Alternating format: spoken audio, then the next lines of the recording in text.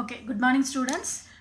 Saturday we discussed about the concept of aggregate demand function and aggregate supply function. Okay, so aggregate demand na enna adoda 4 components paathom and then aggregate supply na enna adoda 4 components paathom. Okay, now we are going to talk about the equilibrium between aggregate demand function and also the aggregate supply function. Okay, so in the theory la da Keynes enna explain pannirkaru how income and employment should be determined அப்படினு சொல்லி explain பண்ணிருக்காரு. சரியா?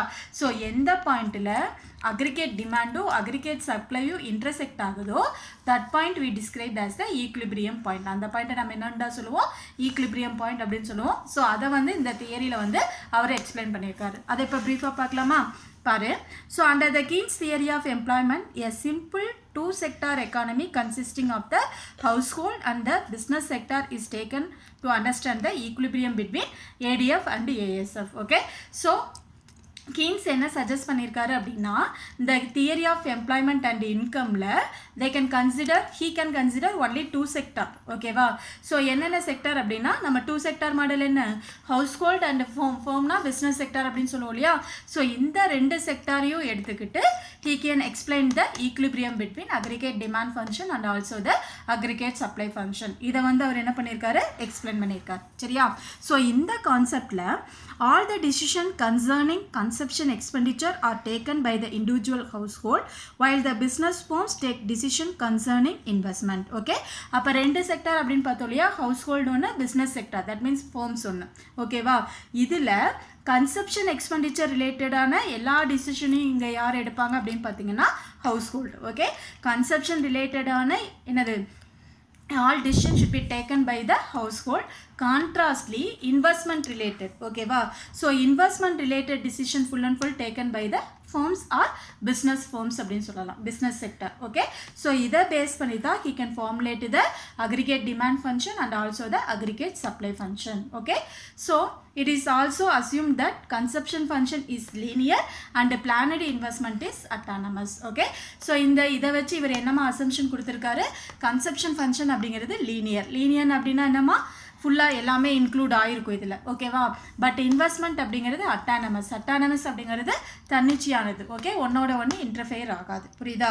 So இதை வச்சு இவர் வந்து இந்த theory explain பண்ணியிருக்காரு. ஓகே, ஸோ இதில் பாரு, before we can explain diagram we can include the two approaches. என்னென்ன அப்ரோச்சஸ் வந்து இங்கே யூஸ் பண்ணியிருக்காரு அப்படின்னு பாரு. So there are two approaches to determination of equilibrium level of income in கீன்ஸின் தியரி. ஸோ கீன்ஸோட தியரில் he can analyses the two different types of approaches. எதுக்காக? To determine the equilibrium level of income. one is the aggregate demand and aggregate supply approach.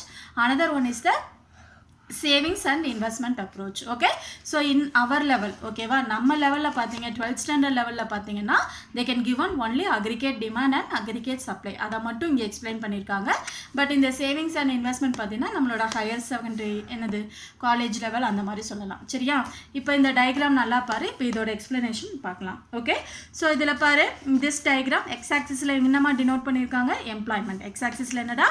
Employment. y-axisல பார்த்தீங்கன்னா president cost கொடுத்துருக்காங்க. சரியா? இவ்வளோ expect பண்ணலாம் அப்படிங்கிற அந்த அக்ரிகேட் டிமாண்டும் அக்ரிகேட் சப்ளையும் y-axisல டினோட் பண்ணியிருக்காங்க. சரியா? ஸோ இந்த இதில் பாரு, எக்ஸ்பிளனேஷன் பாயிண்ட் வைஸ் எழுதியிருக்கேன். இந்த மாதிரி புரிஞ்சு படிச்சிங்க அப்படின்னா உங்களுக்கு ரொம்ப ஈஸியாக இருக்கும். சரியா? பாரு, இதில் aggregate demand and aggregate supply reach equilibrium at point E. Okay, so இந்த டயக்ராமில் அக்ரிகேட் டிமாண்ட் ஃபஸ்ட்டு இன்க்ரீஸ் ஆகுது இன்க்ரீசிங் ரேட்டில், அதுக்கப்புறம் இன்க்ரீஸ் ஆகுது டிக்ரீசிங் ரேட்டில். நம்ம இது அக்ரிகேட் டிமாண்ட்லேயே பார்த்துருப்போம். அதுக்கப்புறம் என்னாக ஆரம்பிக்குது? டிக்ளைன் ஆக ஆரம்பிக்குது. சரியா? ஸோ இது அக்ரிகேட் டிமாண்ட். அடுத்தது அக்ரிகேட் சப்ளை பாரு, ஃபஸ்ட்டு இதுவும் என்ன ஆகுதுடா? என்னது? ஃபஸ்ட்டு டிக்ரீஸ் ஆகுது, அப்புறம் ஒரு சர்டன் ஸ்டேஜுக்கு அப்புறம் இன்க்ரீஸ் ஆகுது. அப்போ இந்த ரெண்டும் இன்டர்செக்ட் ஆகிற பாயிண்ட்டை தான் நம்ம என்னன்னு சொல்லுவோம்? Equilibrium point. Okay, at given level of NO employment. எது வரைக்கும்டா? இந்த NO அப்படிங்கிற எம்ப்ளாய்மெண்ட் இது வரைக்கும் லேபர்ஸை யூஸ் பண்ணுறப்போ அக்ரிகேட் டிமாண்டும் அக்ரிகேட் சப்ளையும் இதாகிறப்ப இன்டர்செக்ட் ஆகிற பாயிண்ட்டில் நம்ம என்ன பண்ணிக்கலாம்? எம்ப்ளாய்மெண்ட் ஆப்பர்ச்சுனிட்டிஸ் கொடுத்துக்கலாம். சரியா? இது ஃபஸ்ட்டு புரியுதாடா? So aggregate demand and aggregate supply reach equilibrium at point E at the employment level is NO. எந்த employment level? NO வரைக்கும். சரியா?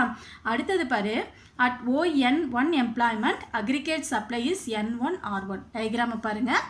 ON1 employment இந்த level employmentல ஓகே நம்மளோட aggregate supply எவ்வளோ இருக்குன்னு பாரு, நல்லா நோட் பண்ணு.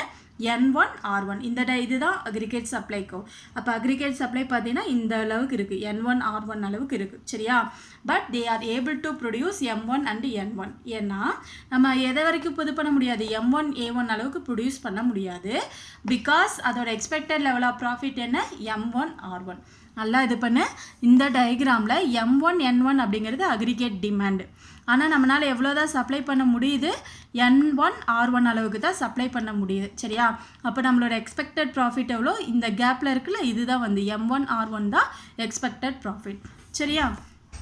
So, to attain the level of profit, entrepreneur will employ more laborers. அப்போ இந்த expected profit நம்ம ரீச் பண்ணணும் அப்படின்னா, ஓகே, நம்ம சப்ளை இவ்வளோ தான் பண்ணுறோம், ஆனால் நம்மளோட ப்ராஃபிட் M1 R1. அப்போ அந்த expected profit நம்ம ரீச் பண்ணணும் அப்படின்னா we can employ more laborers. எவ்வளோ லேபர்ஸ் இது பண்ணணும், நிறையா லேபர்ஸ் வந்து எம்ப்ளாய் பண்ணணும். சரியா?